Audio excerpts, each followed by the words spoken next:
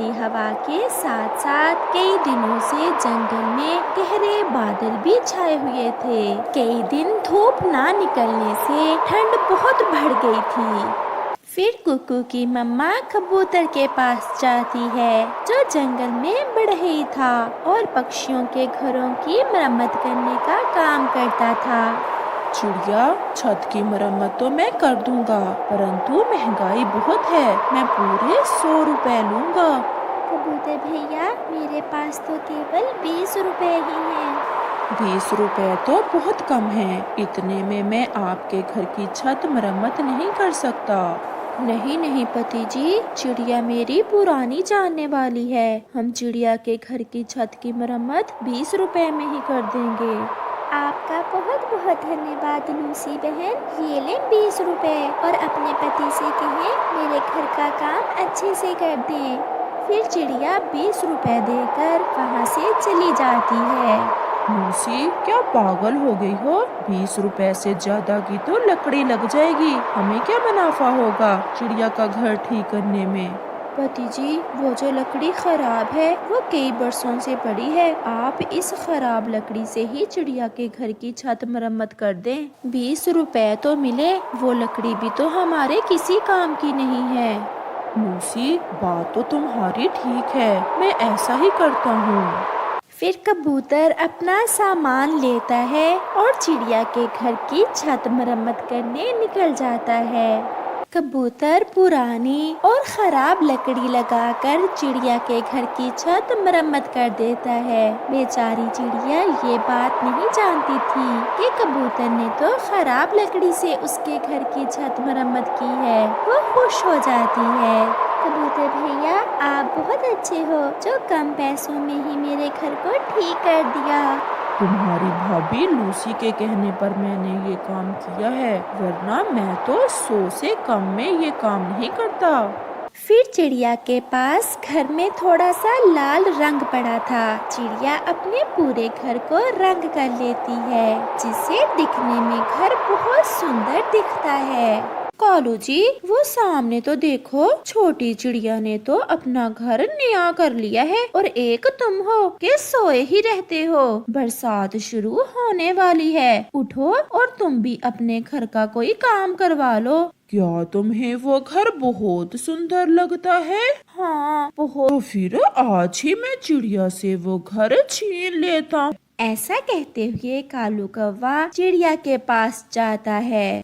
चिड़िया, जल्दी जाओ, जल्दी। तुम्हारी माँ तो बहुत बीमार है। मैं आज ही तुम्हारी माँ वाले जंगल से आया हूँ। उसे तेज बुखार के साथ साथ खांसी भी है। मैं भी कहूँ, मुझे कल से नींद क्यों नहीं आ रही? मैं अभी जाती हूँ कालू भैया। मम्मा मम्मा, मैं भी साथ जाऊँगा। फिर चिड़िया अपने बेटे को साथ लेकर वहाँ से उड़ती है।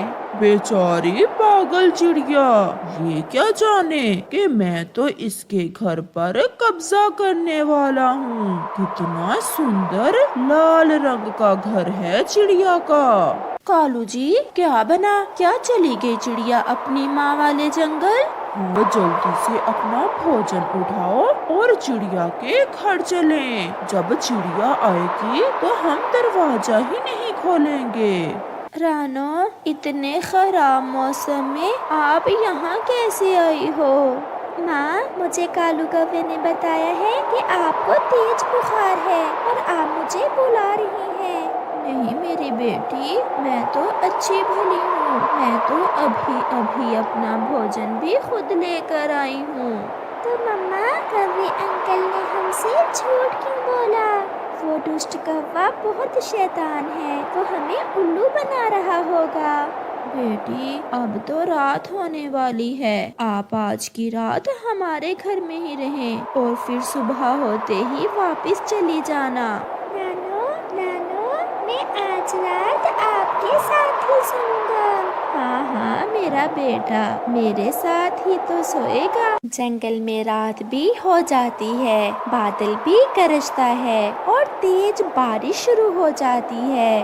कालू जी, कितना मजा है ऐसी बारिश में सुरक्षित घर में बैठकर बारिश देखने का। तो मजा ही कुछ और है।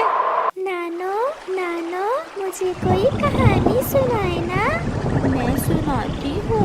एक बार की बात है, किसी जंगल में एक तोता राजा रहता था जो बहुत ईमानदार था। वो अपने राजे के साथ हमेशा न्याय करता।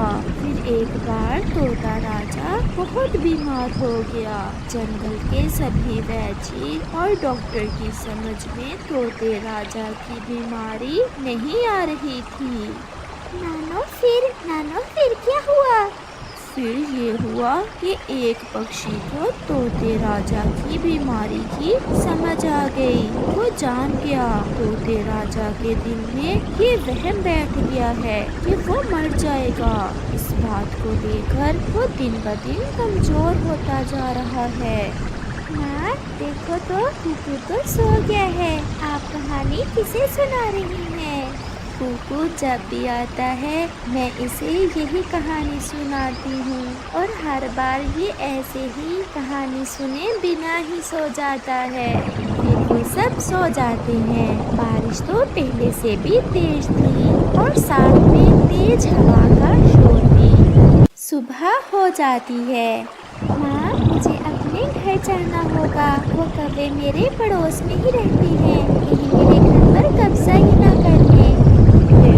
अभी रुक जाओ, बारिश रुक जाए फिर चली जाना। हाँ अभी बारिश थोड़ी कम है, मैं चली जाऊंगी। फिर चिड़िया अकेले ही अपने घर को वापस उड़ती है। सारे जंगल में पानी ही पानी था। रात से बारिश हो रही थी। बहुत मुश्किल से चिड़िया अपने घर पहुंचती है। उसके घर का दरवाजा तो अंदर से बंद था। चिड़िया दरवाजे पर दस्तक देती है। कालू जी लो आ गई चिड़िया, अब दरवाजा ना खोल देना। कौन है मेरे घर में? कालू खिड़की से आवाज देता है। आपका पड़ोसी मैं हूँ कालू और साथ है तुम्हारी भाभी। तो ऐसा है ना, तुम्हारी भाभी को तुम्हारा घर बहुत पसंद आया था, इसलिए मैंने सोचा कि हम तुम्हारा घर ले लेते हैं। तो मुझे अब पता चला दुष्ट कौवे, तुमने मुझसे मेरी माँ के बीमार होने का झूठ क्यों बोला था? जाओ जाओ चिड़िया, तुम हमारे घर में चली जाओ। हमारा घर भी अच्छा है, बस तुम्हारे घर का रंग मुझे पसंद आ गया है। तुमने हर बार बरसात में मुझे तंग ही किया और हर बार तुम्हें इस बात पर सजा भी मिलती है। फिर चिड़िया कौवों के घर में चली जाती है। थोड़ी ही देर बाद तेज हवा से चिड़िया के घर की छत टूट जाती है और वो कौवों के ऊपर गिर जाती है। हाय हाय मेरी पूंछ, कालू मैं मर गई। ये चिड़िया का घर तो बहुत कमजोर लकड़ी से बना हुआ था। इससे ज्यादा सुरक्षित तो हमारा ही घर था जहाँ चिड़िया मजे कर रही होगी। कालू जी मैं तो चिड़िया के घर का रंग देखकर लालच में आ गई थी। मुझे क्या पता था कि ये घर इतना कमजोर है। फिर बहुत मुश्किल से कौवा और कौवी छत के नीचे से निकलते हैं और चिड़िया की विनती करके वापस अपने घर का दरवाजा खुलवाते हैं। अब पता चला कौवो, टूट गई ना पूंछ। अच्छा ही हुआ जो तुमने मुझे मेरे घर से निकाल दिया था। कौवे बहुत शर्मिंदा हो रहे थे। देखा प्यारे दोस्तों, जो किसी के साथ बुरा करता है उसके साथ भी हमेशा बुरा ही होता है।